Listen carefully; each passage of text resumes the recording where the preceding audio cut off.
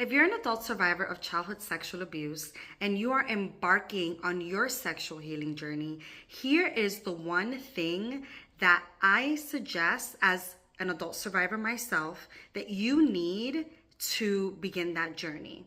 Now, it's not sex toys.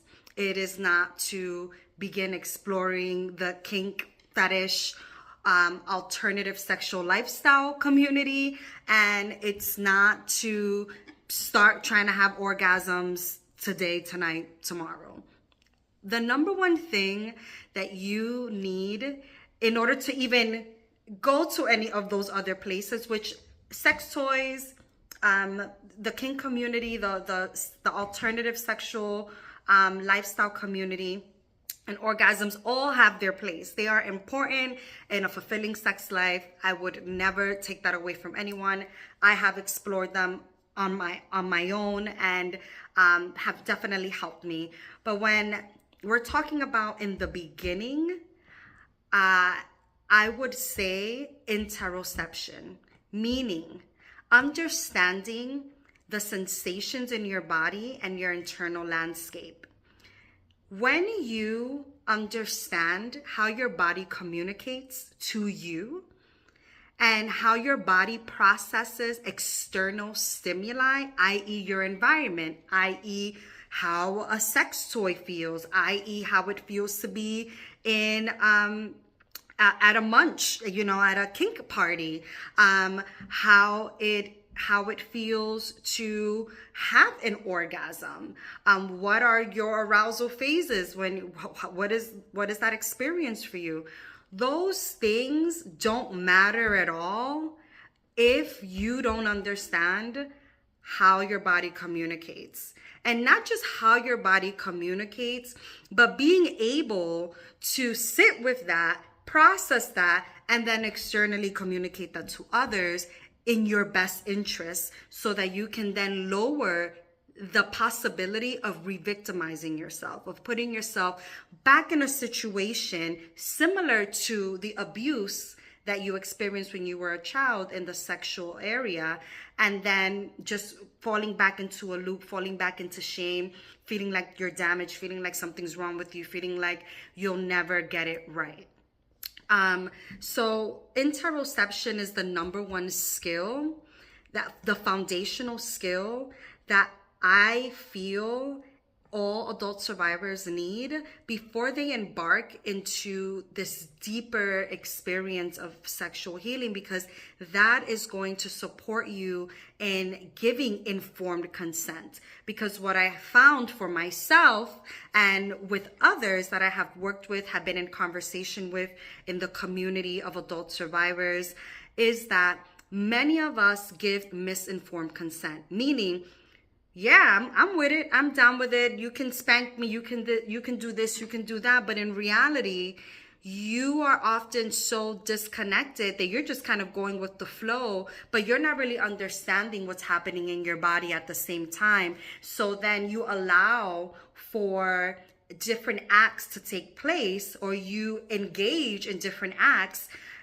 while ignoring the subtle signals that your body may be giving you that maybe you need to slow down, maybe you need to go home, maybe you don't want to do this, but you want to do that. I want to do more of this, but then you also, even the things that you want more of, you have a difficult time expressing. So what happens is that we kind of go all the way left, very much how I did. I went all the way left. I did nude photo shoots. I began to dive deep into the kink, fetish, tantric community, and I learned so much. And I also, in many ways, harmed myself. And I learned that, oh shit, like I need to be more in tune with my body, because I, hadn't still developed my sexual self-advocacy, and I was just also in the process of understanding how my body was speaking to me and being able to communicate that. So once I was able to foundationally get my interoception skills up, then I was able to then develop my sexual self-advocacy because I understood how my body spoke, my body of words, what it was saying, and then I was able to then communicate that onto others. And I lowered my the incidence of re-victimization, of putting myself in situations that were going to bring me back to childhood and put me in a state of sexual harm.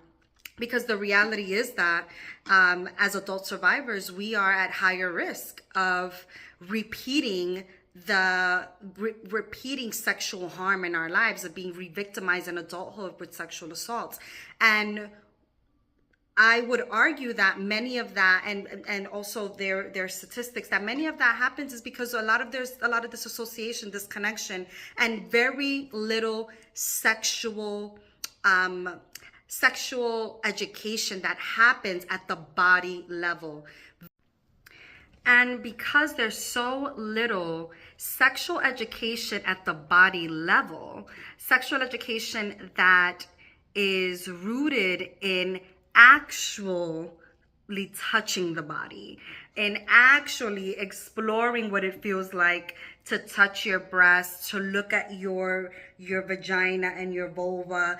To some of us be using vulva, vagina, and womb interchangeably, for God's sakes.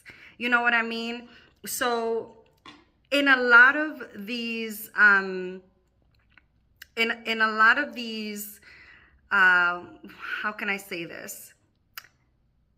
And a lot of the remedies, the traditional remedying that is for adult survivors, a lot of it leaves out the parts of our bodies that were actually harmed. So then we have very little interaction in a therapeutic way with those parts of our bodies that were directly touched, that were directly harmed. And that is where my work and my passion lies. And that is why I've chosen, as a survivor myself, to embark in this work, because no one was doing it and no one was talking about it. I was going to circles and I was doing all of these things, and I had to kind of find my way around the sex positive space, the kink spaces, the BDSM spaces, the tantric spaces, in a roundabout way, because nothing was speaking directly to other adults who were also sexually abused. And it was never talking about actually having healthy, sensual confrontation with my own body, with my internal landscape, and how that was what was wreaking havoc in me and was really the barrier between me and having that fulfilling sex life that I wanted so bad.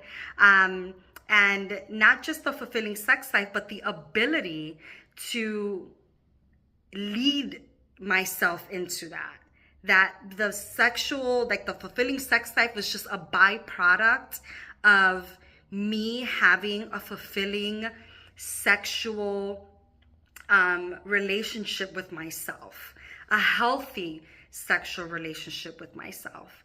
And when we start from understanding our bodies and how it speaks to us, that is the most fulfilling sex life that you'll ever have, the most fulfilling sexual relationship that you'll ever have. Because then when you go out into the world, or when you engage with your partner, you can actually bring them into your reality. You can actually bring them into a shared reality that that involves the both of you. That it's not just you or just them, but it's the both of you, and that you feel proud of, and that you can speak life into. So yeah, interoception. That's the skill that you need. Fuck everything else, excuse my French, but forget everything else for now.